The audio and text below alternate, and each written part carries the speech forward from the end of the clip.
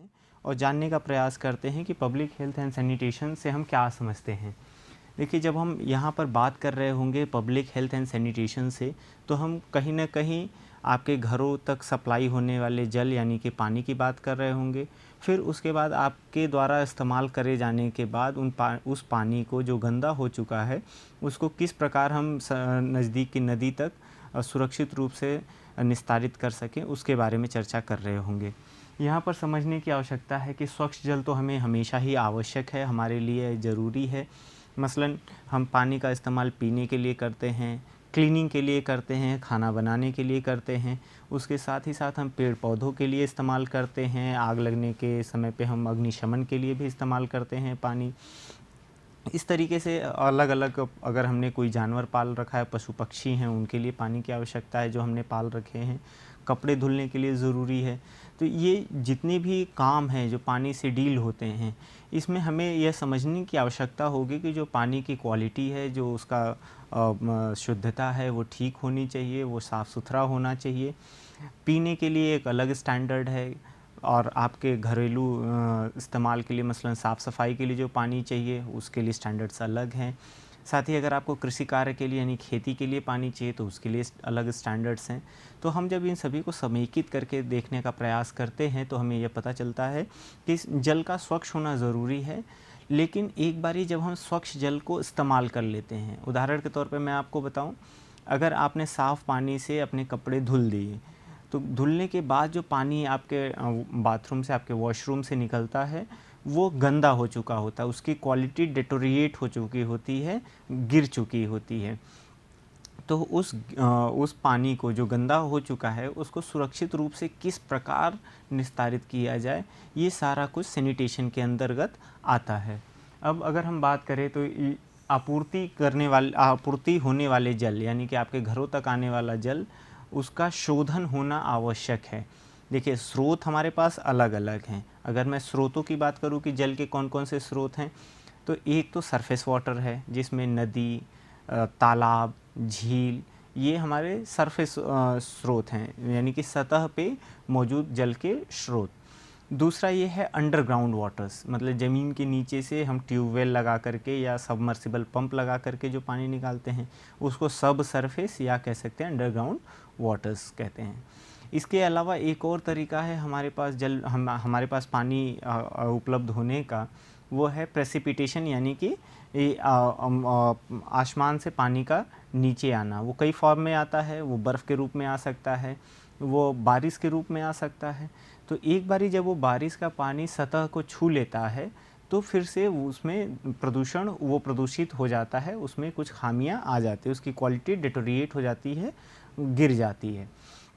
तो ऐसे स्थिति में ये जो तीनों स्रोतों की बात हमने किया, रेन वाटर या प्रेसिपिटेशन, सब सरफेस वाटर यानी कि ज़मीन के अंदर का पानी, सरफेस वाटर यानी सतह पर उपलब्ध पानी, इन तीनों को ही जब हम किसी घर में या किसी कॉलोनी में, किसी सोसाइटी में पीने के लिए सप्लाई करते हैं, आपूर्ति करते हैं, तो इससे पहले उनका शोधन करना ज़्यादा आवश्यक है। शोधन से मेरा तात्पर्य ये है कि उनका पहले जांच किया जाएगा कि इसमें यह पीने योग्य है, सारे पैरामीटर्स इसमें ये फुलफ़िल कर रहा है या नहीं। अगर नहीं कर रहा होगा तो उसकी आवश्यकता के अनुसार हम उसकी साफ़ सफाई करेंगे, उसमें डिसइंफेक्टेंट्स डालेंगे, यानी कि जो जीवाणु हैं उनको मारने का भी प्रयास करेंगे।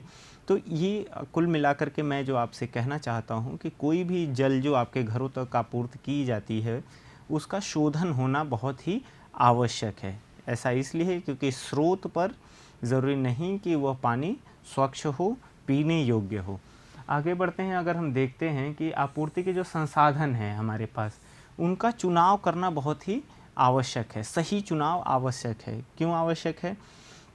सबसे पहले तो जितनी मात्रा पानी की आवश्यक है किसी कॉलोनी, सोसाइटी या किसी घर तक, उतना पानी बिना किसी समस्या के, बिना किसी अवरोध के वहाँ तक उपलब्ध कराया जा सके। दूसरा ये है कि जब हम स्वच्छ जल सप्लाई करते हैं, आपूर्ति करने का प्रयास करते हैं, तो ऐसा न हो कि रास्ते में, यानी कि आपूर्ति करते समय ही उसमें कुछ कंटामिनेशन हो जाए, कुछ उसमें प्रदूषित जल मिल जाए या कुछ और भी उसमें ऐसे तत्व मिल जाएं जिससे कि पानी की क्वालिटी फिर से गिर जाए, डिटोरिएट हो जाए। तो सही जो जलापूर्ति के संसाधन हैं उनका चुनाव करना बेहद आवश्यक है। ये सभी हम पब्लिक हेल्थ और सैनिटेशन के अंतर्गत देख रहे हैं। और आखिरी में क्या है कि घरों से, आपके कारखानों, कल कारखानों से, फैक्ट्री इंडस्ट्री से जो पानी इस्तेमाल के बाद निकलता है, मैंने पहले ही आपसे के साथ चर्चा कर लिया है कि उसकी क्वालिटी गिर चुकी होती है, वो पहले जैसा स्वच्छ नहीं रह जाता। तो अगर हम उस गंदे पानी को सीधे अगर हम नदी में डाल देते हैं तो क्या होगा, नदी का पानी खुद भी प्रदूषित हो जाएगा। आज हमारे समाज में, हमारे देश में ये बड़ी समस्या है कि जो हमारे पास नेचुरल वाटर सोर्सेज हैं, नदियां हैं, वो बहुत ज़्यादा प्रदूषित हो चुके हैं। यद्यपि सरकारें बहुत ज़्यादा प्रयास कर रही हैं उनको स्वच्छ करने की, साफ़ सुथरा करने की, लेकिन फिर भी हमें यह समझना होगा कि अगर हम कोई भी घर से निकलने वाला वेस्ट वाटर यानी कि गंदा पानी बिना किसी शोधन संयंत्र यानी कि जो हमारा वाटर ट्रीटमेंट प्लांट है, सूएज ट्रीटमेंट प्लांट है, बिना वहाँ ले गए अगर हमने नदियों में डाल दिया तो वो जो हमारे प्राकृतिक धारा है नदी की, उसको वो यह स्वाभाविक है कि उसको वो गंदा करेगा। इससे समस्या क्या उत्पन्न होगी, जलीय जीवन बहुत ज़्यादा प्रभावित होता है। मसलन नदी के अंदर अगर आपको मछलियां हैं, अगर आपके पास वहाँ पे उपलब्ध हैं, तो उन्हें सांस लेने तकलीफ़ होगी, उनका जीवन यापन नहीं हो पाएगा, वो मछलियां मर जाएंगी और भी जलीय जीवन प्रभावित होगा। उस पानी को अगर किसी तरह हम पीने के लिए सप्लाई करते हैं तो वहाँ पर भी जो वाटर ट्रीटमेंट प्लांट है उस पर जो लोड है वो बहुत ज़्यादा आएगा। यह मैंने 2 शब्द का इस्तेमाल किया, मैं उसको एक बारी परिभाषित करके फिर आगे बढ़ूँगा। आने वाले 3 सेगमेंट्स में अगर मैं वाटर ट्रीटमेंट प्लांट की बात करूँगा तो आपको यह समझना है कि हम ऐसे संयंत्र की बात कर रहे हैं जो पानी का शोधन कर रहा है पीने योग्य बनाने के लिए। दोबारा से दोहरा देते हैं, वाटर ट्रीटमेंट प्लांट का मतलब क्या है, ऐसा संयंत्र जहाँ पे पानी पीने योग्य बनाने के लिए उसका शोधन किया जा रहा है, ट्रीटमेंट किया जा रहा है। अगर मैं वेस्ट वाटर ट्रीटमेंट प्लांट की बात करूँगा तो आपको यह समझना होगा कि घरों से कल कारखानों से निकलने वाले गंदे पानी को नदी की मुख्य धारा में डालने से पहले जो उसका शोधन किया जाता है, ट्रीटमेंट किया जाता है, उसको हम उस पूरे संयंत्र को हम वेस्ट वाटर ट्रीटमेंट प्लांट हम बोलते हैं। आगे बढ़ते हैं और जानने का प्रयास करते हैं कि कंटामिनेशन और पोल्यूशन में क्या अंतर है। जैसे प्रदूषित पानी है या दूषित पानी है, ये दोनों शब्दों को अगर हम समझें, यानी कंटामिनेशन और पोल्यूशन को अगर हम समझें तो हमें यह देखने के लिए मिलेगा कि पोल्यूशन एक क्या है, एक वाइड शब्द है, बड़ा शब्द है जिसके अंदर कंटामिनेशन भी है। मसलन आपने एक साफ़ ग्लास आरओ का पानी लिया, उसमें कुछ चॉक डाल दिया और चॉक डालने से क्या होगा, वो उसमें धुंधलापन आ जाएगा, टर्बिडिटी बढ़ जाएगी। तो आप उसको देख करके अंदाज़ा लगा सकते हैं कि ये कैसा पानी है, ये प्रदूषित पानी है, स्वच्छ जल, साफ़ जल नहीं है। उसी में अगर हमने कुछ ऐसे बैक्टीरिया वायरसेस से प्रभावित कोई चीज़ डाल दी और पानी में वो जो जीवाणु हैं वो पनप गए या उसके अंदर मौजूद हैं, तो उन्हें भी हम पोल्यूशन की श्रेणी में ही रखते हैं। लेकिन जब हम बात करते हैं हमारे कंटामिनेशन की, तो कंटामिनेशन में सिर्फ और सिर्फ हम उनको गिनते हैं जो पैथोजेंस यानी कि जीवाणुओं की वजह से जो पानी की क्वालिटी गिरी है, उसको हम कंसीडर करते हैं कंटामिनेशन में। आप यहाँ पर कुछ बिंदु हैं उनको समझ सकते हैं। देखिए, ये क्या करता है, पोल्यूशन से वाटर अनफिट हो जाता है फॉर बेस्ट यूज़। मतलब एक बार जो प्रदूषित पानी है वो कुछ हद तक, हालांकि एक्सेप्टेबल नहीं है, इसको कोई रेकमेंड नहीं करेगा, लेकिन अगर आपके पास कोई विकल्प मौजूद नहीं है तो आप जो पोल्यूटेड पानी है यानी कि जो देखने में आपको ख़राब लग रहा उसको पी सकते हैं। बट अगर आपको यह पता हो कि यह कंटामिनेटेड वाटर है जिसमें हार्मफुल बैक्टीरिया पैथोजेंस मौजूद हैं, तो उन्हें कतई भी हमें पीने की ज़रूरत नहीं होनी चाहिए, हमें बिल्कुल भी उनको पीने का प्रयास नहीं करना चाहिए। वो अनरिलायबल हैं, उन पे भरोसा नहीं कर सकते। पोल्यूशन की वजह से पानी में क्या क्या उपलब्ध होता है और ये कैसे आपको पता चलते हैं, देखिए ये आपके सेंसेस से पता चल जाते हैं। सेंसेस का मतलब क्या है, आँख से देख कर, नाक से सूंघ कर, और जब आप उसको पीने का प्रयास करते हैं तो टंग यानी कि आपके जिह्वा से उसके स्वाद से पता चल जाता है कि पोल्यूटेड पानी है। लेकिन अगर आप कंटामिनेशन की बात करेंगे तो यह किसी भी सेंसेस से पकड़ में नहीं आएगा, ये आपको जब आपके स्वास्थ्य को ख़राब कर देगा। मसलन अगर गर्मी के सीज़न में आपने गंदा पानी पी लिया तो आपको डायरिया, कॉलरा जैसी बीमारियां भी हो सकती हैं। तब आपको पता चलेगा कि ये कंटामिनेटेड वाटर था, जिसमें पहले से सूक्ष्म जीवाणु मौजूद थे जिन्होंने पानी को ख़राब कर रखा था और पीने की वजह से वो हमारे शरीर को भी नुकसान पहुंचा रहे हैं। अब पोल्यूशन वाटर का कुछ उदाहरण, अगर हम सलाइन वाटर की बात करें, कोई ऐसा पानी जिसमें नमक है, जैसे समंदर का पानी खारा होता है, उसको कह सकते हैं एक लिमिट तक कि इसमें नमक की मात्रा ज़्यादा है, तो वो पानी हमारे लिए ठीक नहीं है क्योंकि वो स्वाद से भी पकड़ा जाएगा। उसके बाद टर्बिड वाटर, मतलब जिसमें कुछ ऐसी चीज़ें धूल मिट्टी मिली हों जो गंदा दिख रहा हो, मतलब क्लियर, अगर आप कांच के गिलास में देखें उसको तो क्लियर ना दिखे, तो वो टर्बिड वाटर की श्रेणी में आता है, वो पोल्यूटेड वाटर है। लेकिन यहाँ पर अगर जो कंटामिनेटेड वाटर्स होता है, इसमें पैथोजेंस की मौजूदगी होती है जो आपके शरीर के लिए बहुत ज़्यादा ही हार्मफुल होते हैं। अब बात करते हैं कुछ तकनीकी शब्दों का जिन्हें हम बार बार इस्तेमाल करेंगे, आपके रोज़मर्रा के जीवन में ये सुनने के लिए मिलते हैं। पहला है पोर्टेबल वाटर। पोर्टेबल वाटर का मतलब है पीने योग्य सुरक्षित जल। इसको आप बड़े सरल तरीके से समझ सकते हैं। पॉट मतलब घड़ा होता है, एबल ये समझने के लिए है कि ऐसा पानी जो आप घड़े में रखें। घड़े में कौन सा पानी रखते हैं आप? पीने योग्य पानी ही रखते हैं। तो अगर पोर्टेबल वाटर की बात करी जाए तो उसका मतलब ये होता है कि पीने योग्य स्वच्छ जल। यहाँ पर एक टर्म और आप लिख सकते हैं, समझ सकते हैं, पैलेटेबल वाटर भी एक टर्म होता है जिसका मतलब होता है कि वो पीने योग्य हो न हो, देखने में साफ़ सुथरा होना चाहिए, स्वच्छ होना चाहिए, क्लियर होना चाहिए। जैसे आप एक्वेरियम, यानी कि जो फिशेस, मछलियों को रखने के लिए जो एक्वेरियम आप रखते हैं, या कोई फैंसी फाउंटेन आपने लगा रखा है, तो उसमें जो पानी होना चाहिए वो पैलेटेबल होना चाहिए, मतलब साफ़ होना चाहिए, देखने में वो अच्छा दिखना चाहिए।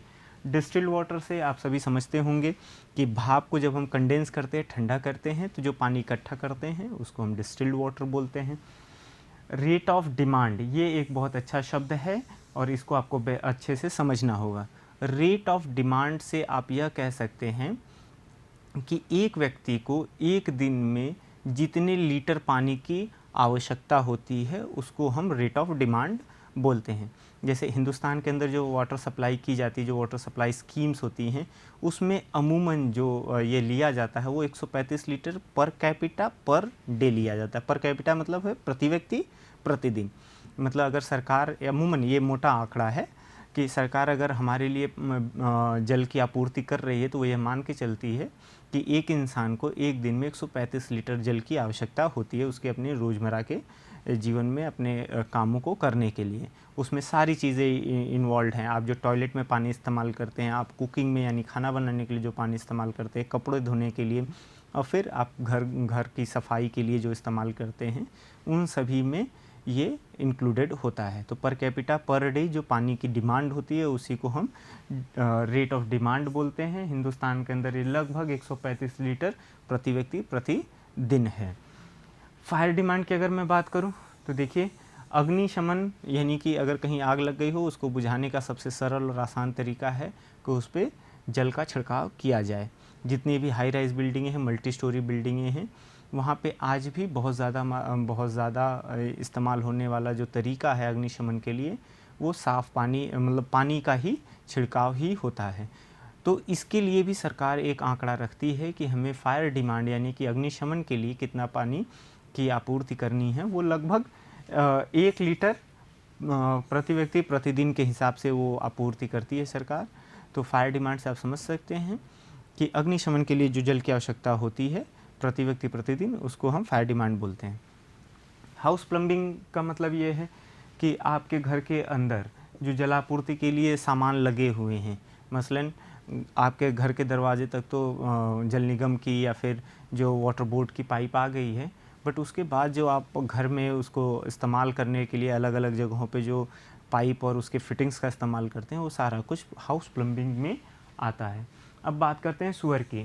देखिए, सूअर एक जिसको हम मोटे तौर पे नाला बोलते हैं, जो घरों से निकलने वाला सूएज है उसको कलेक्ट करके और वेस्ट वाटर ट्रीटमेंट प्लांट जो होता है वहाँ तक ले जाने के लिए जिसका इस्तेमाल किया जाता है उसको हम सूअर बोलते हैं।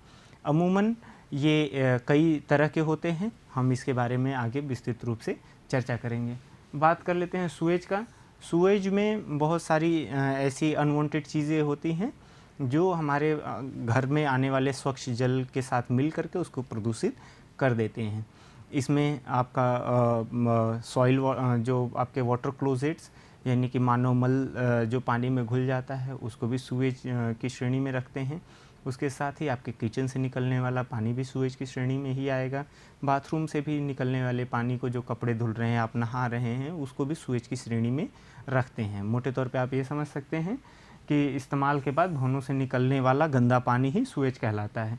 अब ड्राई वेदर फ्लो की अगर मैं बात करूं तो मैं आपसे ये कह पाऊँगा कि गर्मी के सीज़न में जब बारिश बिल्कुल नहीं हो रही हो, उस दौरान जो नालों में बहाव होता है, यानी कि जो पानी की मात्रा बहती है, उसको हम ड्राई वेदर फ्लो बोलते हैं। अगला क्या है? Wet weather flow. Wet weather flow में बारिश का पानी भी जुड़ जाता है।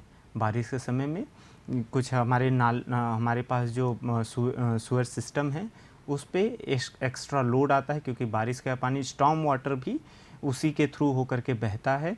तो जब ये बारिश के सीज़न में जो हम किसी इंस्टेंट पे किसी मोड़ पर देखते हैं जो पानी की मात्रा है, उसको हम वेट वेदर फ्लो की श्रेणी में रखते हैं।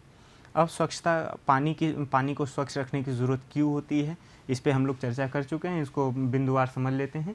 संक्रामक रोगों के प्रसार से बचने के लिए, जैसे पहले हैजा या प्लेग अमूमन जो बीमारी थी, या डायरिया भी है।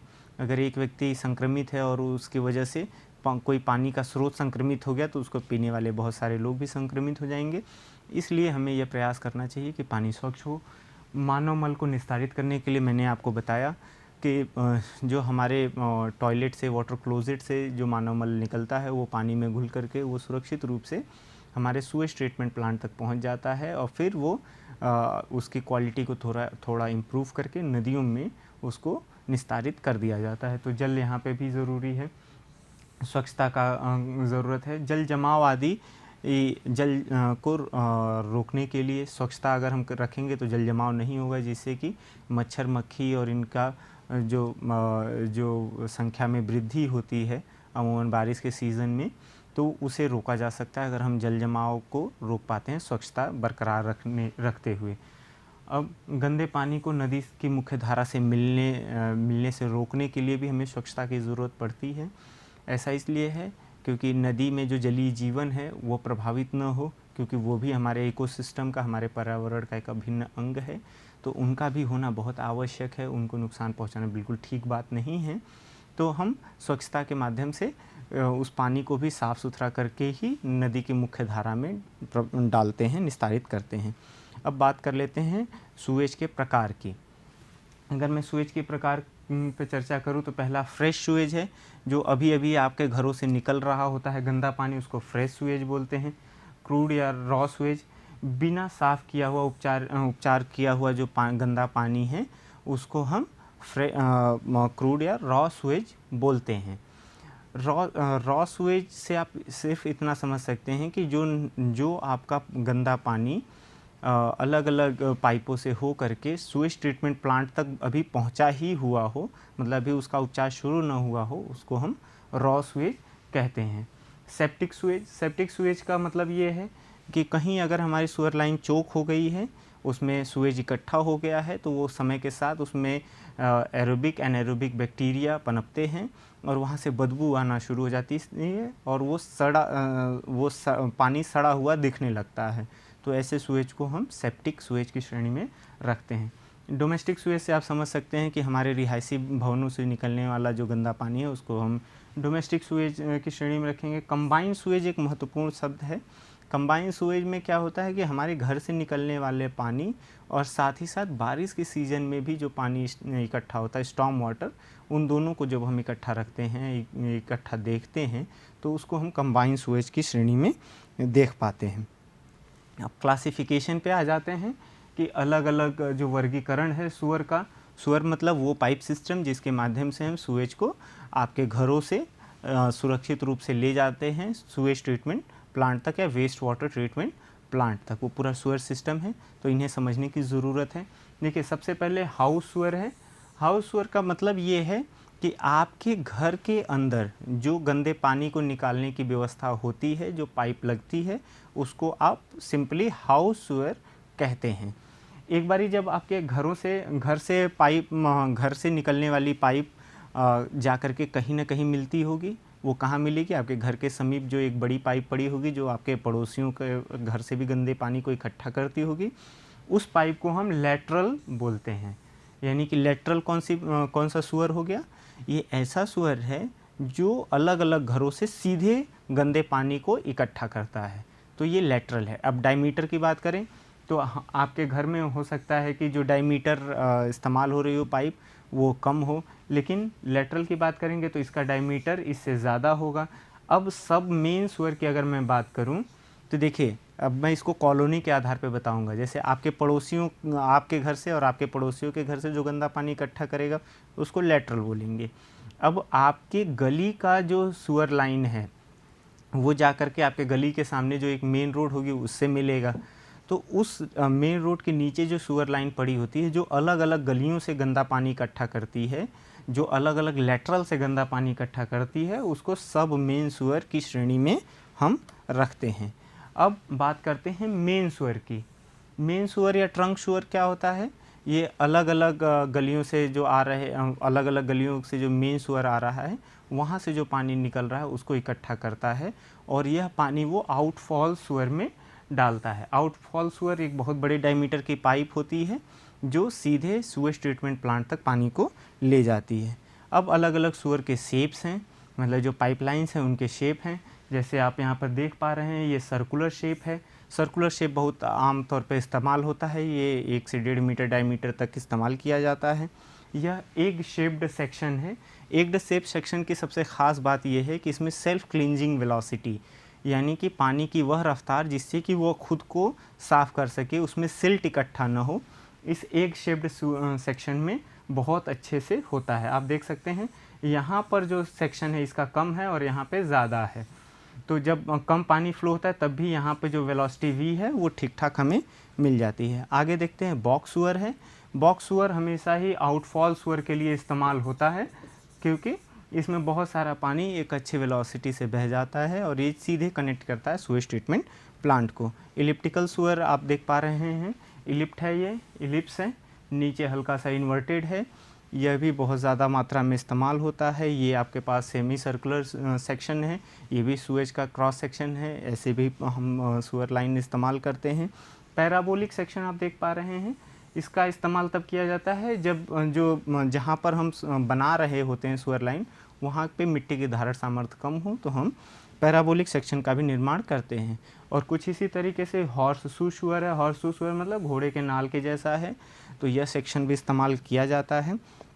बास्केट हैंडल सेक्शन ये पहले इस्तेमाल किया जाता था बट अब नहीं होता। यहाँ पे आप 2 सेक्शन देख सकते हैं कि ड्राई वेदर फ्लो में पानी इस सेक्शन में फ़्लो करता है, लेकिन जब बात करते हैं हम बारिश के समय में स्टॉर्म वाटर्स की, तो ये काफ़ी हद तक भरा हुआ फ़्लो करता है, तो ये हालांकि अब इस्तेमाल नहीं होता है। यू शेप्ड सुअर है, ये भी मेन या आउटफॉल सुअर की